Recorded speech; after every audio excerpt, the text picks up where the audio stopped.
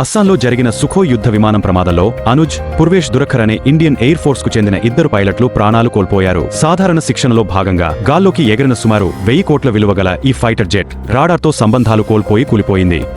Gulf రీజియన్లోని బహ్రెయిన్లోని అత్యంత భారీ oil రిఫైనరీని లక్ష్యంగా చేసుకుని ఇరాన్ క్షిపణులు డ్రోన్లతో విరుచుకుపడింది. బహ్రెయిన్ రక్షణ వ్యవస్థలు ఈ దాడులను అడ్డుకోవడంలో విఫలమవగా ఈ దాడిలో రిఫైనరీ వద్ద మంటలు ఆకాశానంటాయి. మరోవైపు ఇరాన్ డ్రోన్ క్యారియర్ నౌకపై కూడా దాడి జరిగిందని, అది ప్రస్తుతం మంటల్లో చిక్కుకుందని అమెరికా సెంట్రల్ కమాండ్ ధృవీకరించింది.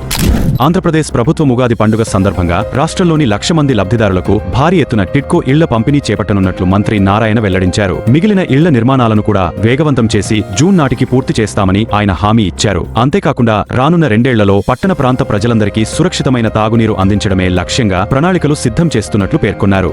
టీ20 ప్రపంచ కప్ లో అత్యంత ఉత్కంఠభరితంగా జరిగిన సెమీఫైనల్ పోరులో భారత్ 7 పరుగుల తేడాతో ఇంగ్లాండ్ పై ఘన విజయాన్ని సాధించింది. 254 పరుగుల భారీ లక్ష్యంతో బరిలోకి దిగిన ఇంగ్లీష్ బ్యాటర్లు ధీటుగా ఆడినప్పటికీ లక్ష్యాన్ని చేరుకోలేకపోయారు. కాగా ఫైనల్లో టీం ఇండియా అహ్మదాబాద్ వేదికగా జరగనున్న తుది పోరులో న్యూజిలాండ్ తో తలపడనుంది.